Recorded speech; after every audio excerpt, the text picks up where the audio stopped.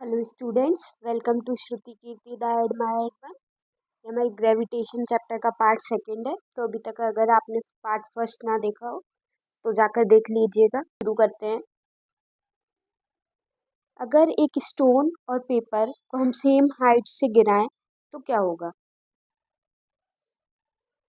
और अगर यही स्टोन और पेपर को एक वैक्यूम के अंदर कर दें और फिर हम उसको गिराएं तो क्या होगा? इन दोनों चीज़ में एक डिफरेंस आएगा, क्योंकि फर्स्ट केस में विदाउट वैक्यूम स्टोन और पेपर को गिरा रहे हैं तो यहाँ पर एक एयर रेजिस्टेंस भी एक्ट करेगा। ग्रेविटेशनल फोर्स के साथ साथ एक ग्रेविटेशनल फोर्स होगा जो इसको नीचे की तरफ खींचेगा, और उसके साथ साथ एयर रेजिस्टेंस इसके अपोजिट डायरेक्शन में इसको फॉरवर्ड करने की कोशिश करेगा। तो जो हैवी मास है वो पहले फॉल करेगा। तो इस केस में स्टोन जो है वो पेपर से पहले नीचे फॉल कर जाएगा। और वहीं अगर स्टोन और पेपर को हम एक वैक्यूम में फॉल करवाएं एक साथ सेम हाइट से तो क्या होगा? दोनों एक साथ ही फॉल करेंगे। इसमें सिर्फ एक ही फोर्स एक्ट करेगा जो कि है ग्रेविटेशनल फोर्स। जब कोई ऑब्जेक्ट सिर्फ और सिर्फ ग्रेविटेशनल फोर्स के इन्फ्लुएंस में फॉल करता है तो इस फॉल को ही हम फ्री फॉल कहते हैं। फ्री फॉल की कंडीशन में हमने जब ऑब्जेक्ट को ऊपर से छोड़ा तो उसकी वेलोसिटी तो ज़ीरो थी, तो ये इनिशियल वेलोसिटी यहाँ पर ज़ीरो हो जाएगी और फाइनल वेलोसिटी जो भी हो। ऐसे ही जब हम ऑब्जेक्ट को नीचे से ऊपर भेजते हैं, यहाँ से नीचे से ये बॉल है, इसको हमने ऊपर फेंका तो इसकी फाइनल वेलोसिटी ऊपर जाके एक पॉइंट पे बॉल जो है रुकेगी और फिर वो नीचे आना शुरू होगी। तो इसकी फाइनल वेलोसिटी जो है वो ज़ीरो हो जाएगी। अब ऑब्जेक्ट फॉल कर रहा है तो डायरेक्शन तो सेम है, नीचे की साइड ही फॉल कर रहा है, बट वेलोसिटी का जो मैग्नीट्यूड है वो लगातार चेंज होता जा रहा है। क्यों चेंज हो रहा है? एक्सेलरेशन की वजह से, क्योंकि उस पे नीचे से फोर्स लग रहा है, ग्रेविटेशनल फोर्स लग रहा है। वेलोसिटी अब चेंज हो रही है, मतलब एक्सेलरेशन हो रहा है। तो ये जो एक्सेलरेशन ग्रेविटेशनल फोर्स के कारण होता है, इसको हम बोलते हैं एक्सेलरेशन ड्यू टू ग्रेविटी। क्या बोलते हैं? Acceleration due to gravity. इसको हम स्मॉल जी से डिनोट करते हैं, स्मॉल जी। इसकी एसआई यूनिट क्या होगी? मीटर पर सेकेंड स्क्वायर। क्यों? ये एक्सेलरेशन ही है, तो एक्सेलरेशन की एसआई यूनिट क्या होती है? मीटर पर सेकेंड स्क्वायर। तो एक्सेलरेशन ड्यू टू ग्रेविटी की एसआई यूनिट क्या होगी? मीटर पर सेकेंड स्क्वायर। अब ये एक ऑब्जेक्ट है जो ग्रेविटेशनल फोर्स के इन्फ्लुएंस में नीचे गिर रहा है। अब इस ऑब्जेक्ट का मास मान लीजिए m है। तो न्यूटन के सेकंड लॉ के अकॉर्डिंग फोर्स क्या होता है? Mass into acceleration. यहाँ पे मास इसका क्या है? m। और एक्सेलरेशन कितना है? एक्सेलरेशन क्या है? एक्सेलरेशन ड्यू टू ग्रेविटी है g। तो यहाँ पे फोर्स कितना होगा? mg। और ये फोर्स कौन सा है? ग्रेविटेशनल फोर्स है। ग्रेविटेशनल फोर्स कितना होता है? ग्रेविटेशनल कांस्टेंट g, अर्थ का मास, ऑब्जेक्ट का मास अपॉन अर्थ और ऑब्जेक्ट के बीच में जो डिस्टेंस है। ये जो डिस्टेंस है ना d, ये हम अर्थ के सेंटर से लेते हैं, अर्थ के सरफेस से नहीं लेते। कहाँ से लेते हैं? अर्थ के सेंटर से ये डिस्टेंस हम कैलकुलेट करते हैं। ओके, तो क्या हो गया? mg is equals to m small g। Small g क्या है? Acceleration due to gravity is equals to capital G, gravitational constant, mass of earth, mass of object upon distance का स्क्वायर। अब मास तो दोनों साइड कॉमन है, इसको cancel कर सकते हैं। तो gravity acceleration due to gravity क्या आ गया? g m/d²। और इसकी एसआई यूनिट क्या है? मीटर पर सेकेंड स्क्वायर। अगर कोई ऑब्जेक्ट अर्थ के सरफेस पे रखा हुआ है, अर्थ के सरफेस पे कोई ऑब्जेक्ट रखा है, तो उस पे एक्सेलरेशन कितना होगा? कोई फोर्स लगेगा क्या उस पे कि नहीं लगेगा? लगेगा। क्यों? क्योंकि मैंने बोला कि ये जो डिस्टेंस है d, ये हम कैलकुलेट करते हैं अर्थ के सेंटर से।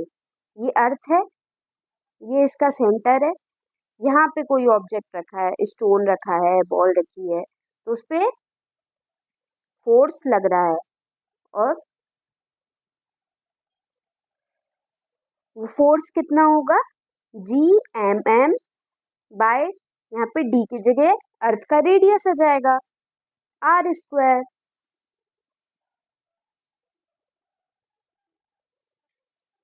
ओके। अब अर्थ जो है एक परफेक्ट स्फेयर नहीं है, इसका रेडियस जो है इक्वेटर की साइड ज़्यादा होता है, पोल्स की तरफ इसका रेडियस कम होता है।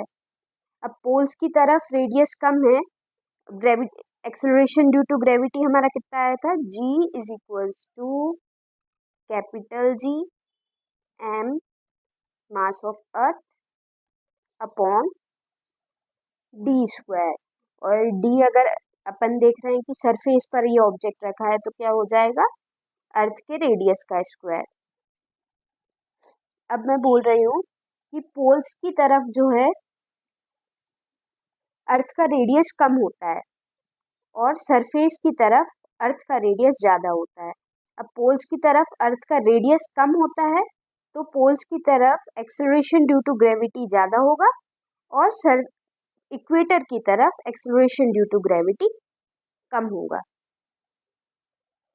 रेडियस हम एक तरीके से पूरी जगह सेम ही लेते हैं, बट एक्चुअल में होता ये है, पोल्स की तरफ एक्सेलरेशन ड्यू टू ग्रेविटी ज़्यादा होगा, इक्वेटर की तरफ एक्सेलरेशन ड्यू टू ग्रेविटी कम होगा। अब कोई ऑब्जेक्ट सरफेस से पास में है, कोई ऑब्जेक्ट अगर अर्थ के पास है, तो उसमें एक्सेलरेशन ड्यू टू ग्रेविटी कितना होगा हम देखते हैं। एक्सेलरेशन ड्यू टू ग्रेविटी की वैल्यू निकालते हैं। ये अर्थ है, क्योंकि ये परफेक्ट स्फीयर है, ये अर्थ का रेडियस है r, ये है r, और कोई ऑब्जेक्ट यहाँ से गिर रहा है, ये डिस्टेंस है h, ये है h। तो एक्सेलरेशन ड्यू टू ग्रेविटी क्या होनी चाहिए? क्या होता है? G is equals to Gm by d²। यहाँ पे d क्या है? अर्थ के सेंटर से ऑब्जेक्ट का डिस्टेंस देखते हैं, तो r प्लस h, तो g क्या हो गया? Gm by r plus h का स्क्वायर। बट ये जो ऑब्जेक्ट है वो अर्थ के बहुत पास है, तो इसकी जो हाइट है ये h, ये r के कंपैरिजन में बहुत कम है, बहुत ही कम है, तो हम इस h को निगलेक्ट कर सकते हैं। तो हम इस h को निगलेक्ट करेंगे, तो ये क्या हो जाएगा? Gravitational Gm by r square, Gm by r square. अब इस फॉर्मूले में हम ये सब वैल्यू पुट कर देंगे। यहाँ पे g क्या है? Gravitational constant 6.67 into 10⁻⁻11 newton metre square पर किलोग्राम स्क्वायर। m क्या है? अर्थ का मास। r क्या है? अर्थ का रेडियस। इनकी वैल्यू आपको याद रखने की ज़रूरत नहीं है, अगर कोई न्यूमेरिकल में यूज़ होगा तो वहाँ पर वैल्यू दी रही होगी, बट ये जो ग्रेविटेशनल कांस्टेंट है g, इसकी वैल्यू याद रखिएगा 6.67 इंटू 10⁻11 न्यूटन मीटर स्क्वायर पर किलोग्राम स्क्वायर। ओके, अब न्यूमेरिकल्स के लिए एक चीज़ और देख लेते हैं। न्यूमेरिकल से पहले एक चीज़ और देख लेते हैं। अब ऑब्जेक्ट जो है ग्रेविटेशनल फोर्स के कोई भी ऑब्जेक्ट अकेला ग्रेविटेशनल फोर्स के इन्फ्लुएंस में जब फॉल कर रहा है, तो उसमें लगातार एक्सेलरेशन हो रहा है, और ये एक्सेलरेशन एक कांस्टेंट है। ये जो g है, इसकी वैल्यू यहाँ जब आप पुट करेंगे, इसकी वैल्यू निकल के आएगी 9.8 मीटर पर second square.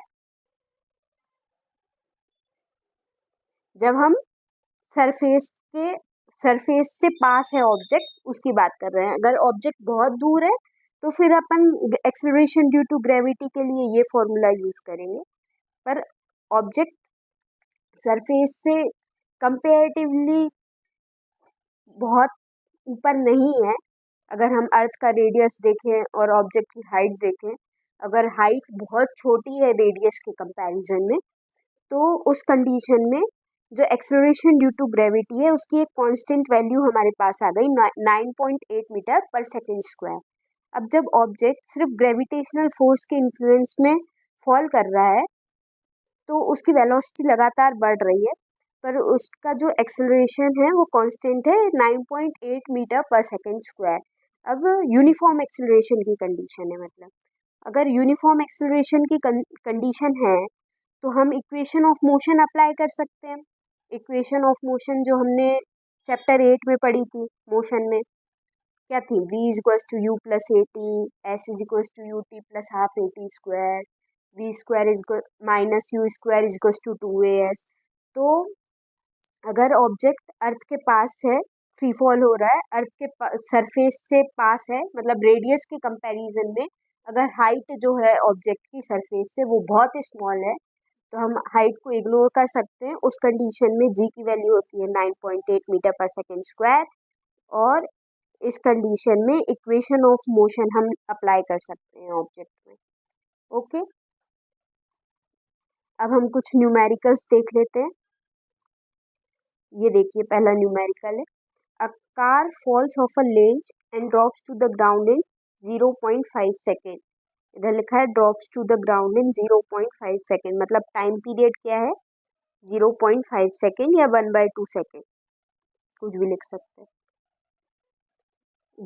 Acceleration due to gravity की वैल्यू दी है हमें 9.8 की जगह। इस न्यूमेरिकल में सिंप्लीफिकेशन के लिए हम 10 मीटर पर सेकेंड स्क्वायर का यूज करेंगे। स्पीड पूछी है,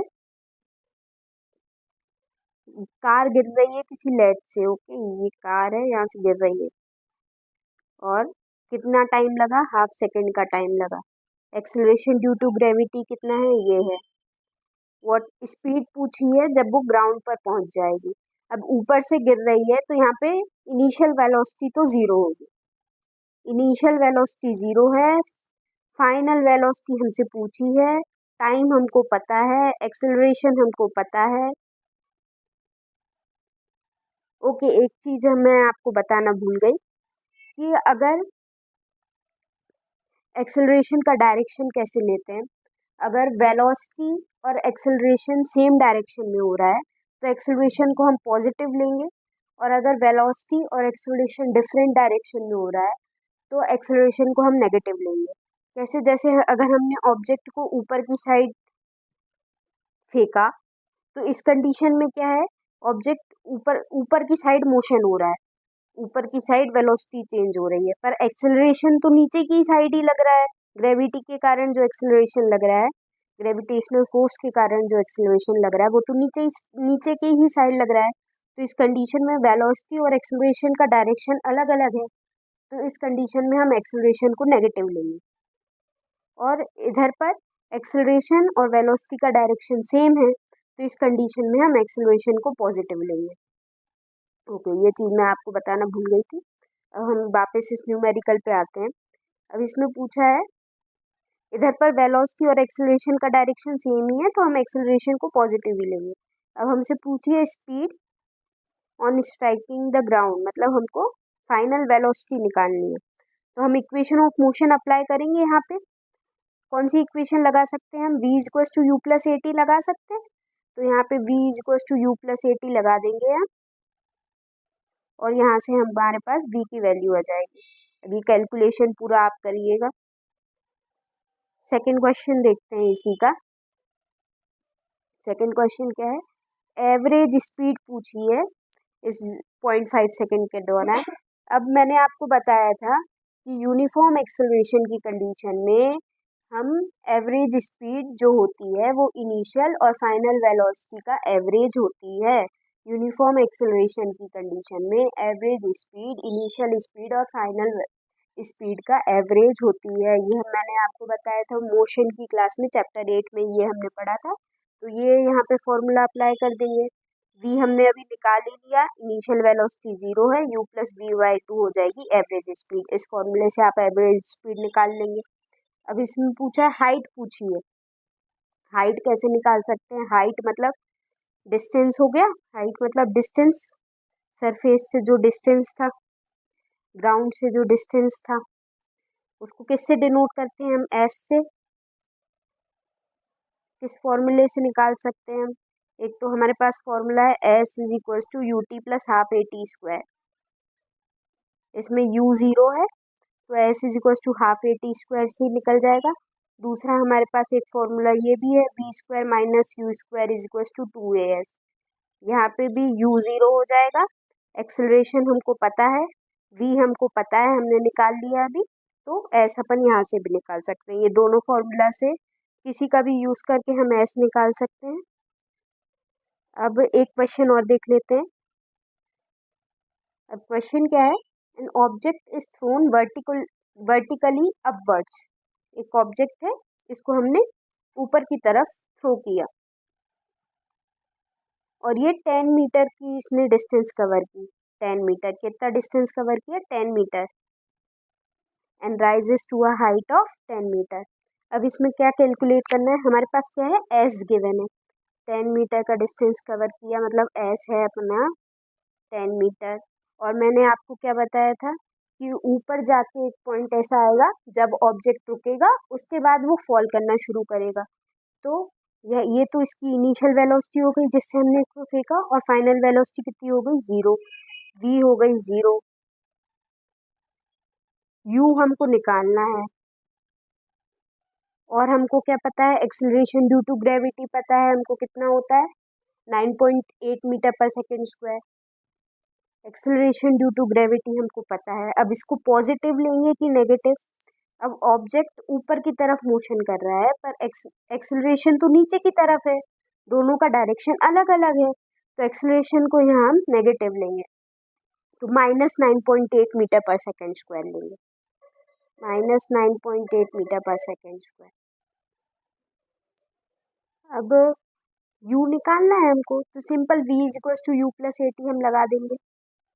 फर्स्ट इक्वेशन ऑफ मोशन हमारी लग जाएगी यहाँ पर, और फिर सारा कैलकुलेशन हो जाएगा। v 0 है यहाँ पे, u की वैल्यू हमको निकालना है, एक्सेलरेशन हम रख देंगे -9.8 मीटर पर second square. Okay, time period नहीं है हमारे पास यहाँ पे, एस है, तो हम फर्स्ट इक्वेशन का नया यूज़ करके ये इक्वेशन यूज़ कर सकते हैं, v square minus u square is equal to 2as। यहाँ पे हमारे पास एस भी है, ए की वैल्यू है, वी हमारा 0 है तो यू निकल जाएगा। ओके, सेकंड क्वेश्चन क्या है? टाइम टेकन निकालना है। यहाँ पे हम v is equal to u plus a t का यूज़ कर लेंगे, क्योंकि u हमने यहाँ से निकाल लिया, v हमारा 0 था, एक्सेलरेशन हमको पता है, तो टाइम पीरियड निकल जाएगा। अब आज के लिए इतना ही। Thanks for watching. Like, subscribe and share.